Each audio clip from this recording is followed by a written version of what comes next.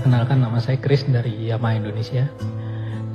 Yang sebenarnya bukan komplain nih, hanya menanyakan mengenai UMP, Pak.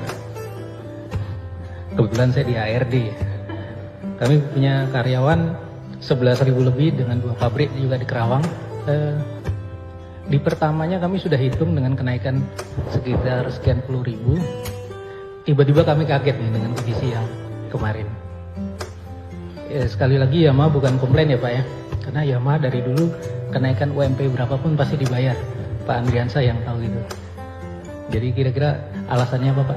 Terima kasih.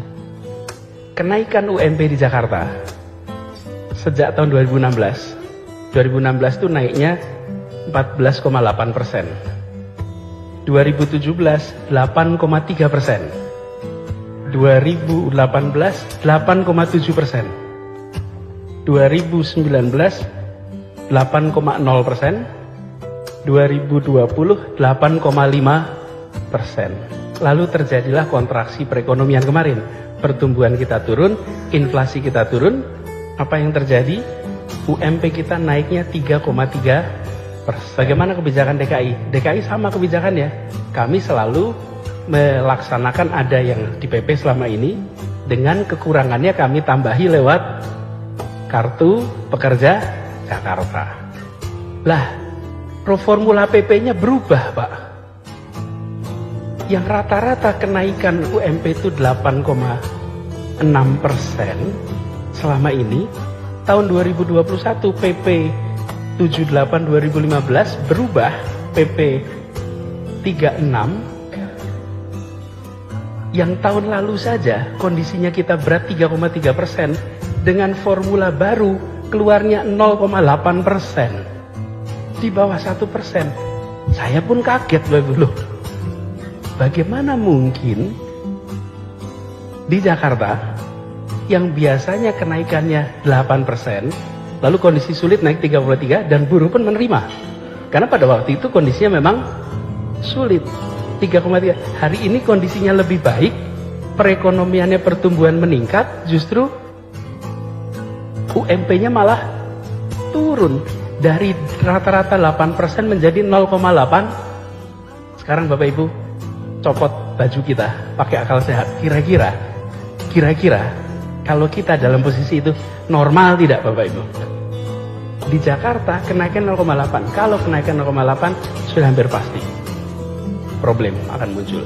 Kita 1,5 tahun ini mencoba menyelamatkan stabilitas sosial di Jakarta. Tadi saya ceritakan tuh, supaya Jakarta anteng, tenang, semua orang cukup. Lah kok sekarang kenaikan UMP-nya di bawah inflasi? That doesn't make sense. Jadi kami sampaikan, ini problemnya adalah formula baru telah mengganggu stabilitas yang ada di Jakarta. Nah sekarang kondisi sudah membaik nih. Dalam kondisi sudah membaik, Pak, rumus yang biasa kita pakai, kami terkaget-kaget. Loh, rata-ratanya Bapak Ibu juga sudah terbiasa kenaikan 8% selama bertahun-tahun, kok tahu-tahu jadi 0,8. Jadi kalau Yamaha dicek, catatan Yamaha itu 8% Pak, kira-kira. Lah kok sekarang mau 0,8 gitu Pak. Bayangkan? Nah, jadi problemnya Bapak sekalian, menurut saya ini rumus formulanya. Apa yang dilakukan? Kita putuskan. Pada saat itu jalankan ini, karena harus ada ketetapan per tanggal 21 November. Itu aturannya begitu. Bila kami tidak menetapkan, maka kami akan dapat sanksi. Tanggal 22 saya langsung kirim surat kepada Menteri Tenaga Kerja. Saya sampaikan ini tidak masuk pada prinsip keadilan, dan kalau kita lihat proyeksi perekonomian ini nggak nyambung. Jadi Pak, 21 kita keluarkan, 22 kami kirim surat. Tidak ada balasan terus. Di pemerintahan itu kalau berkirim surat, kalau 2 minggu tidak ada balasan, itu artinya disetujui Bapak Ibu. Bapak Ibu tahu prinsip administrasi itu. Ditunggu 15 hari tidak ada jawaban. Tanggal 16 kemarin, 16 Desember, kita gunakan apa angka 5,1 itu? Angka 5,1 itu bukan angka bikinan kita Pak. kita menggunakan rumus yang biasa digunakan selama ini. Jadi ketemunya kali 5,1.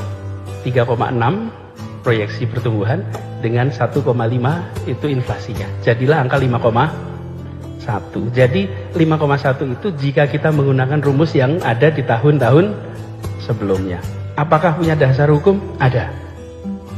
Dasar hukumnya DKI Jakarta memiliki kekhususan diatur dalam Undang-Undang Nomor 29 Tahun 2007 yang memberikan kewenangan pada Pemprov DKI untuk mengatur bidang perindustrian, perdagangan, perekonomian. Jadi kita punya dasar hukumnya untuk melakukan itu. Tapi dasar moralnya yang tadi saya ceritakan, Pak. Dasar moralnya itu, nah, kami ingin Bapak Ibu sekalian, demand ini juga bergerak. Tapi itu penjelasan ekonomi, Pak Ibu. Penjelasan ekonominya adalah kita ingin kick in juga supaya demand bergerak. Ada studinya yang dilakukan oleh Bappenas. Studi Bappenas menunjukkan bahwa untuk bisa menggerakkan demand lebih tinggi, maka UMP idealnya naik 5%. Jadi, kalau boleh saya sampaikan, secara koridor hukum kita gunakan aturan hukumnya. Lalu runtutan sejarahnya, kenapa kok munculnya bentuknya revisi? Karena di awal kami terus terang terkejut, Pak. Rumus barunya kok jadi seperti ini. Nah, kalau saya ajak Bapak Ibu sekalian melihat ini sebagai anak bangsa, nih merasakan, kira-kira muncul rasa ketidakadilan tidak? Pasti muncul. Saya itu sering merasa, sudahlah kita ini jangan sering-sering pakai divisi, dividing, Pak. Pengusaha, buruh, kita ini dulunya sama kok.